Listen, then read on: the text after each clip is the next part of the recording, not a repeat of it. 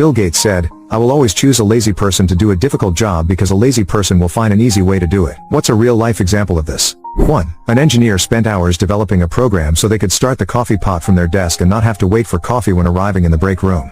2. Every year in the Canadian winter, power lines would fail due to the weight of the snow. It took many days to build up enough to break a line, so they employed a team to walk the routes and shake the poles to loosen the snow. One day they saw a bear shaking the poles and realized that if they could get the bear to do it, they wouldn't need to walk the route. So they gave one guy a bucket of honey and he'd walk the route painting the sides of the poles with honey to attract the bears. It worked for a few more years, but this still takes a lot of time to do. So then they had the idea of flying a helicopter along the route with a trained sniper with honey paintballs that he'd shoot the poles with. On its maiden flight, the helicopter passed the lines and the downdraft blew away all of the snow. The flights continue to this day, but without the sniper.